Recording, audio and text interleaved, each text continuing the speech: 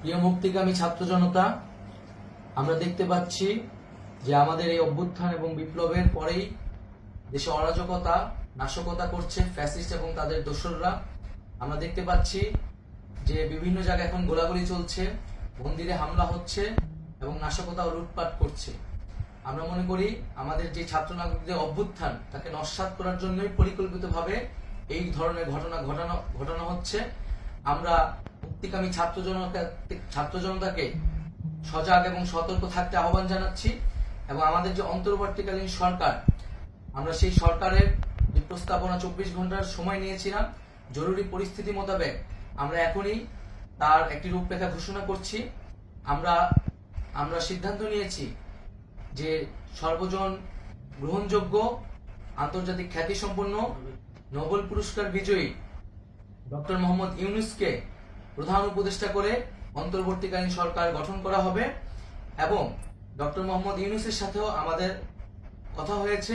তিনি ছাত্র জনতার আহ্বানে বাংলাদেশকে রক্ষা করতে এই গুরু দায়িত্ব নিতে সম্মত হয়েছে। আমরা সকালের মধ্যেই আমরা এই সরকার গঠনের প্রক্রিয়া দেখতে চাই। রাষ্ট্রপতির কাছে আহ্বান থাকবে যে দ্রুত সময়ের মধ্যে ডক্টর মোহাম্মদ ইউনূসকে প্রধান উপদেষ্টা করে অন্তর্বর্তীকালীন সরকার গঠন করা হোক এবং এই অন্তর্বর্তীকালীন সরকারের বাকি সদস্যদের নামও আমরা সকালের মধ্যে ঘোষণা করব।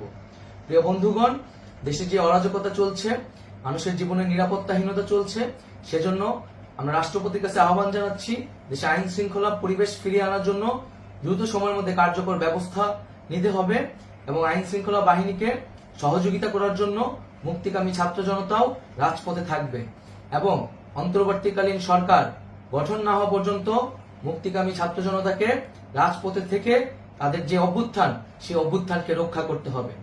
প্রিয় বন্ধুগণ, আমরা রক্ত দিয়েছি, শহীদ হয়েছি। আমাদের যে প্রতিশ্রুতি একটি নতুন বাংলাদেশ গঠন করার জন্য, সেটিকে আমাদের অবশ্যই বাস্তবায়ন করতে হবে এবং অবশ্যই ছাত্র জনতার প্রস্তাবিত সরকার বাদে কোনো ধরনের সরকার কিন্তু মেনে নেওয়া হবে না। আমরা বলেছি কোনো ধরনের সেনা শাসিত সরকার অথবা সেনা সমর্থিত সরকার অথবা এই ফ্যাসিস্টদের দোসরদের কোনো বিটিম সরকার কিন্তু আমরা মেনে নিব না। কোনো গণবিরোধী সরকারকে মেনে নেওয়া হবে না। ছাত্র জনতার অভ্যুত্থানকারী যে প্রস্তাবিত সরকার, অন্তর্বর্তীকালীন সরকার, যেটা আমরা সিদ্ধান্ত উপনীত হয়েছি ডক্টর মোহাম্মদ ইউনূসকে প্রধান উপদেষ্টা করে এই সরকার গঠন করা হবে, সেই সরকারকেই বাস্তবায়ন করতে হবে অবিলম্বে। আগামীকাল সকাল থেকে সকলকে আহ্বান জানাচ্ছি রাজপথে থাকার জন্য এবং আমাদের যে সাম্প্রদায়িক সম্প্রীতি এবং রাষ্ট্রীয় সম্পদ রক্ষা কমিটির ঘোষণা হয়েছে বৈষম্যবিরোধী ছাত্র আন্দোলনের নেতৃত্বে, সকল পাড়ায় পাড়ায় এলাকায় এলাকায় সেই কমিটি পাহারায় থাকবে। আমাদের সংখ্যালঘু কমিউনিটিকে আমাদের রক্ষা করতে হবে, রাষ্ট্রীয় সম্পদ এবং এই দেশকে রক্ষা করতে হবে আমাদের।